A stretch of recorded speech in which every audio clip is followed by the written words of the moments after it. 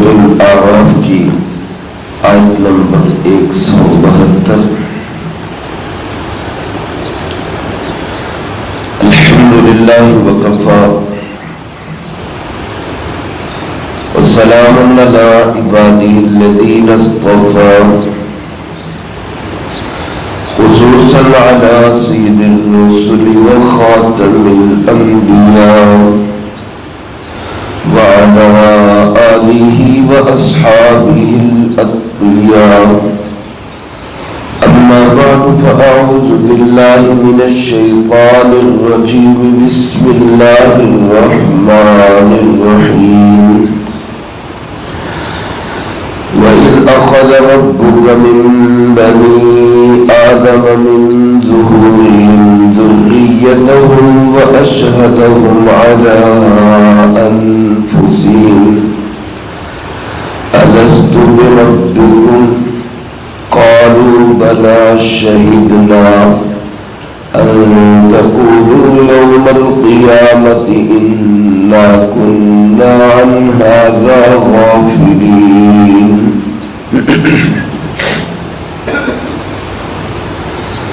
وَإِذْ أَخَذَ رَبُّكَ، اور وہ وقت یاد کرو جب تیرے پروردگار نے اخذ لیا من بنی آدم، بنی آدم سے، من ظہورہم ذریتہم، ان کی پشتوں سے ان کی اولاد کو، وَأَشْهَدَهُمْ عَلَىٰ أَنفُسِهِمْ، اور ان کو انہی پر گواہ بنایا اس معاملے میں کہ أَلَسْتُ بِرَبِّكُمْ، کیا میں تمہارا رب نہیں ہوں؟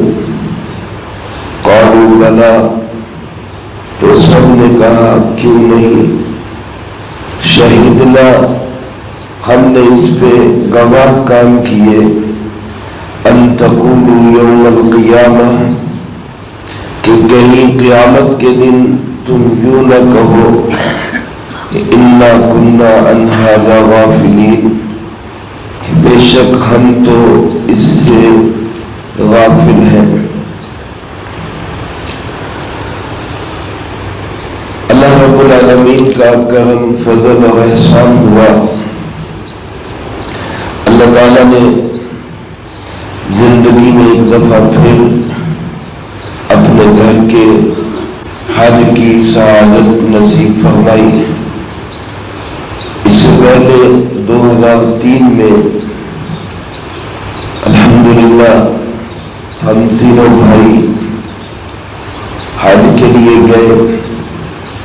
اس دفعہ میرے ساتھ اہلیہ اور ہمشیرہ حج کے سفر میں تھی۔ اللہ تعالیٰ والدین کی قبول کو نور سے بھر دے، جن کی برکات آج بھی زندگی میں نظر آ رہی ہے۔ اللہ تعالیٰ ہم سب کو اپنے گھر کی بار بار باادب حاضری نصیب فرمائے۔ حج کے سفر پہ جانے سے پہلے جو 22 اپریل 2026 کو شروع ہوا تھا، 5 ذوالقعدہ 1447 ہجری، آیت نمبر 171 تک دروس ہم سماعت فرما چکے تھے، جو کہ 9ویں پارے کا نصف ہے۔ آج 20 ذوالحج 1447 ہجری اور جون کی 5 تاریخ، آج 172 نمبر آیت سے ہم یہیں سے سلسلے کو دوبارہ شروع کر رہے ہیں۔ اللہ پاک آسانی کے ساتھ، سہولت کے ساتھ تکمیل کی توفیق نصیب فرمائے۔ اس آیت مبارکہ میں جو تلاوت کی گئی ہے، اللہ تعالیٰ نے انسانوں کے ساتھ کیے گئے ایک معاہدے کا ذکر کیا ہے۔ عزیز دوستو، اللہ رب العالمین تو مالک کائنات ہے، خالق کائنات ہے، ارض و سما کا مالک و خالق ہے۔ تمام جن، انسان، فرشتے سب اس کی مخلوق ہے۔ وہ کسی بھی قسم کے معاہدے کا پابند نہیں ہے۔ وہ بڑا البرا ذات ہے، کسی کا محتاج نہیں۔ وہ چاہتا تو بس ایک قانون اور اصول ضابطہ بنا کے انسانوں کو کہہ دیتا کہ اس کے مطابق چلو گے تو تمہیں انعام ملے گا، نہیں چلو گے تو سزا ملے گی۔ لیکن اللہ رب العالمین کی شان جہاں ایک طرف حاکمیت کی ہے کہ وہ کائنات کا مالک، خالق اور حاکم ہے، وہاں دوسری طرف اللہ تعالیٰ کی شان یہ بھی ہے کہ 70 ماؤں بلکہ ان گنت بے شمار لاتعداد ماؤں اور باپ کے پیار کو بھی اکٹھا کیا جائے تو اللہ تعالیٰ کی بندے سے محبت و شفقت اس سے بھی بڑھ کر ہے۔ اس لیے اس نے اپنے بندوں کو صرف قانون کا پابند بنا کر تنہا نہیں چھوڑ دیا، بلکہ اس کو بار بار وہ معاہدے یاد دلائے۔ جیسے ایک شفیق باپ اپنی اولاد کو کہہ دے بھائی صبح صبح سب نے اپنے اپنے کام پہ جانا ہے، پڑھنے والے نے اسکول پہ جانا ہے، کام والے نے کام پہ جانا ہے، تو اس کے بعد باپ یہ بھی فکر کرتا ہے کہ آیا میرے بچے اپنے کام کے لیے تیار بھی ہیں یا نہیں۔ ان کو اٹھاتا ہے، ان کی فکر کرتا ہے، اور ماں ان کو تیار کرتی ہے تاکہ وہ اپنے اپنے کام پہ جائے اور سزا سے بچ جائے۔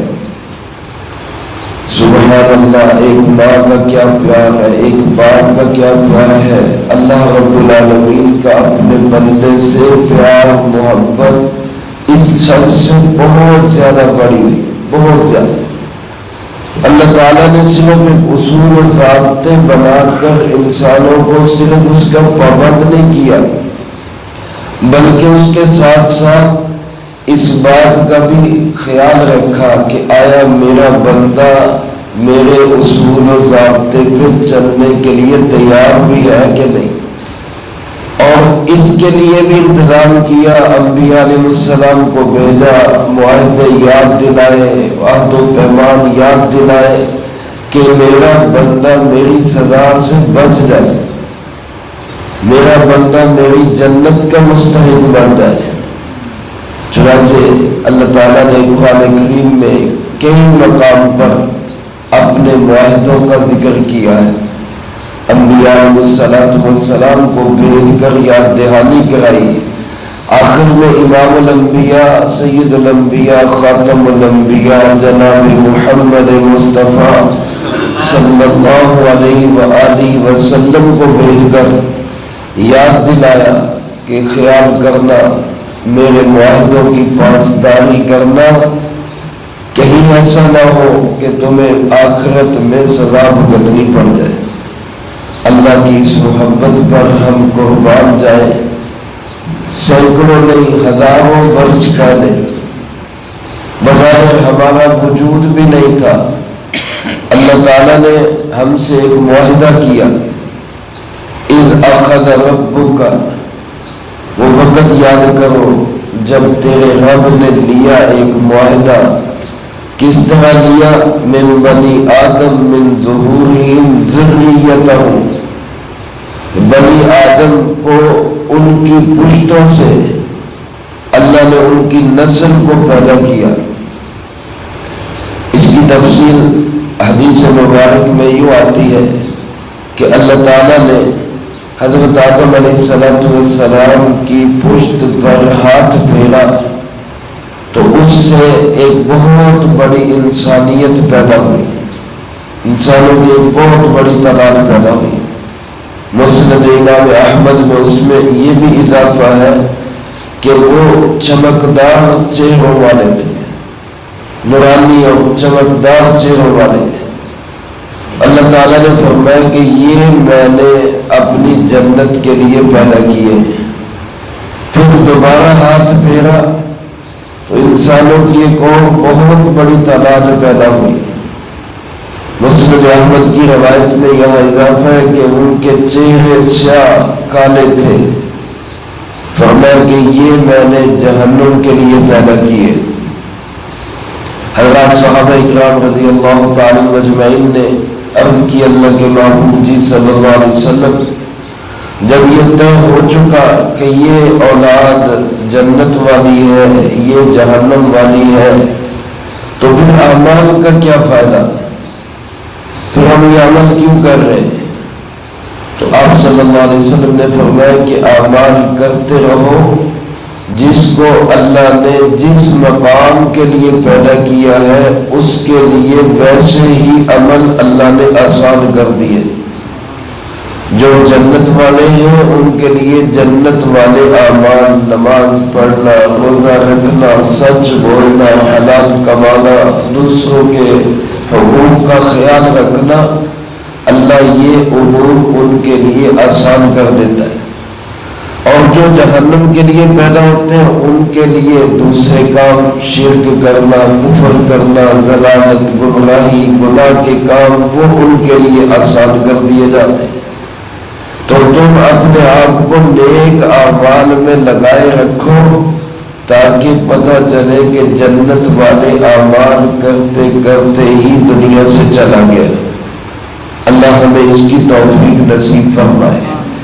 یہ جو معاہدہ ہوا جب یہ نسل انسانی پیدا ہوئی، علماء نے لکھا ہے کہ یہ ارواح تھی، اور ارواح کے ساتھ جسم کا بھی ایک عنصر تھا، کیونکہ حدیث مبارک میں آ رہے ہیں نورانی چہروں والے یا سیاہ چہروں والے، جبکہ روح کا تو کوئی رنگ ہی نہیں ہوتا، اکیلی روح نہیں تھی، روح بھی تھا ساتھ جسم بھی تھا۔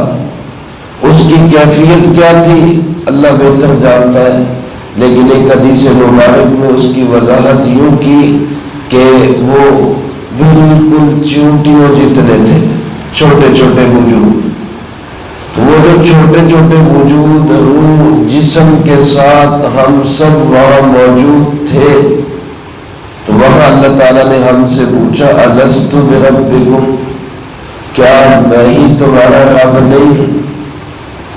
کیا میں ہی تمہارا رب نہیں ہوں؟ اس لیے اس معاہدے کو کہا جاتا ہے عہد الست۔ عہد الست اس کا نام ہے، یا عہد ازل، کہ ازل میں یہ عہد لیا گیا تھا کہ رب صرف کون ہے؟